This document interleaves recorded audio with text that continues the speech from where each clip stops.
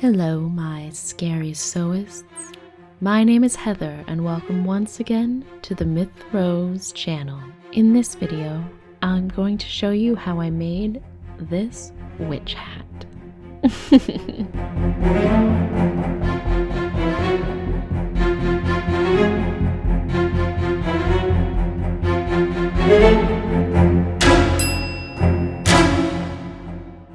First, I measured my head where I wanted the hat to sit. I did not plan to make a DIY video about this hat at first, so I had to remake a second smaller hat using my cute little assistant here to get some of these crucial shots.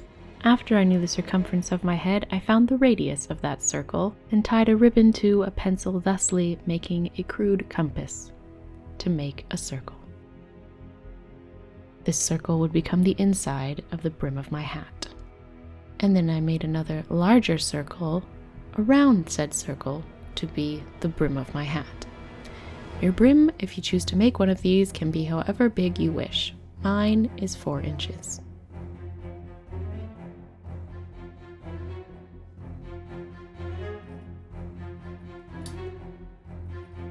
To make the same thing twice, use the first to make the second, you know, like yogurt.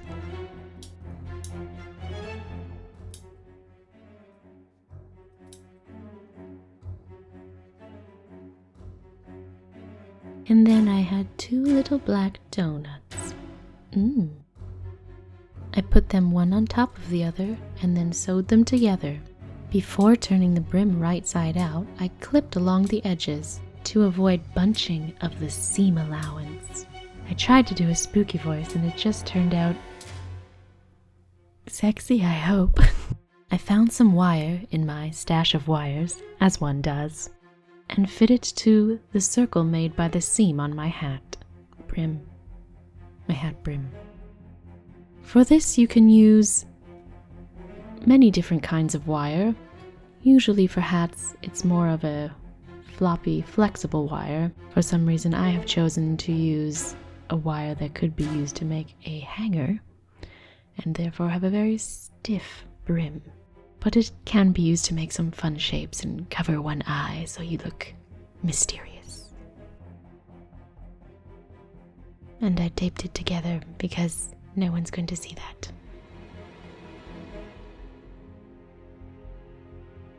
Then finally I turned it right side out, which was a bit of a struggle.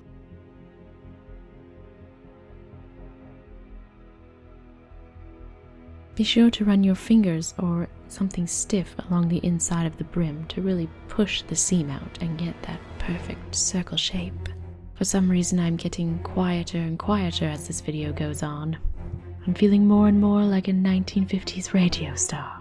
Someone give me a voiceover job. And then I went about the very awkward task of shoving that wire into that brim. It did not want to go.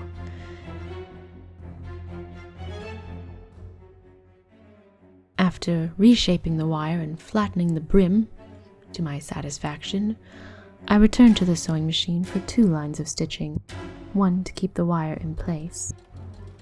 Wire is not required for making a brimmed hat, but even without the wire, the seam can add some stability.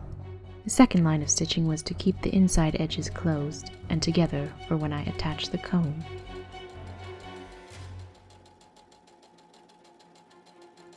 Beautiful. Perfect. To make the cone, I measured half of my cranial circumference from the fold on my fabric, then connected that mark to the upper fold, and then I just freehanded a curvy kind of bit.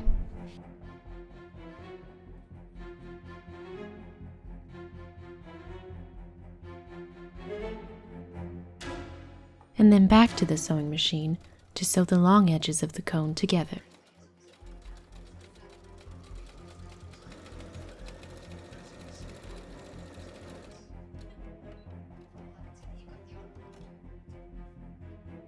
Then I clipped the tip and turned it right side out.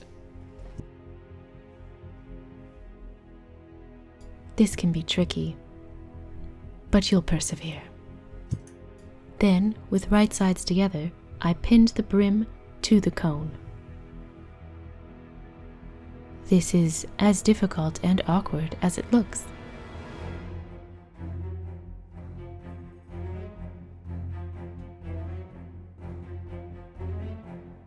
My cone was slightly small, so I stretched it a little bit.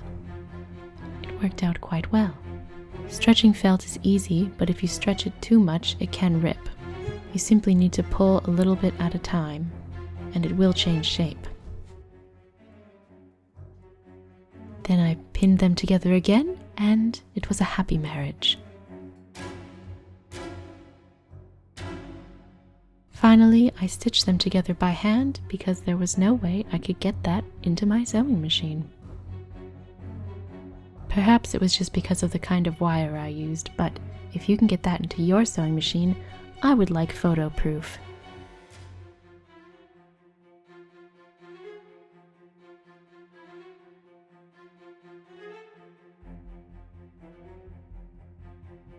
Next, I sacrificed an old pillow, tore out its guts, and stuffed it into my hat. I stuffed the top half nice and fluffy, not too much.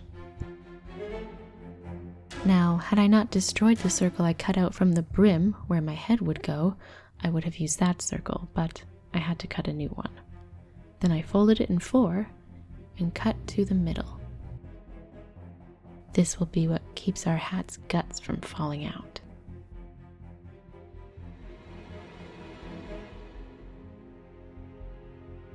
Then I glued my split circle into a cone shape and then stuffed it into the hat. Install this piece higher than you think you would need to. I had to do this twice because I underestimated the largesse of my magnificent cranium. For the last step before decoration, I created the shape. I simply walked my dainty little fingers up the seam of the hat and sewed in some wrinkles, which was much easier to do on a person-sized hat rather than a stuffed animal-sized hat.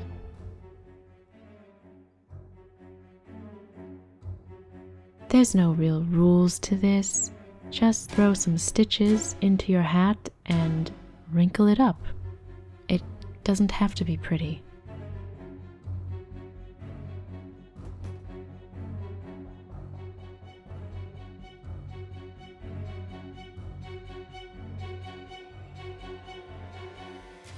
Time for the decoration.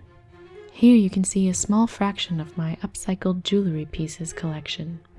Some things I've bought from a craft thrift store, which sells craft supplies that are donated, but mostly it's dismantled jewelry from the thrift store, the regular thrift store. The felt for this hat was bought new, as well as the thread for the sewing, but all other pieces are upcycled or secondhand.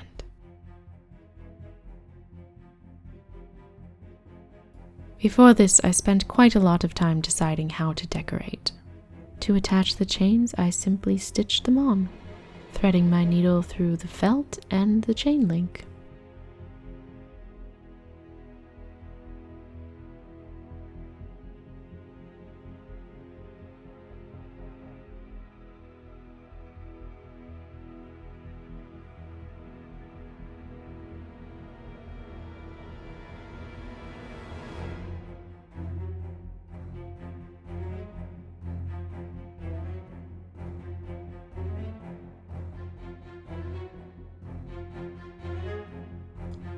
And then I glued on some glittery silver stars.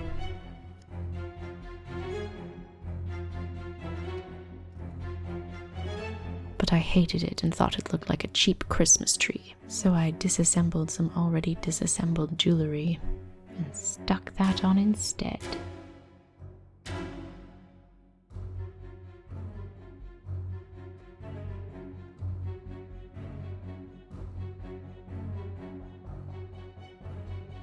And that's the story of how I made this magical Gothic witch hat.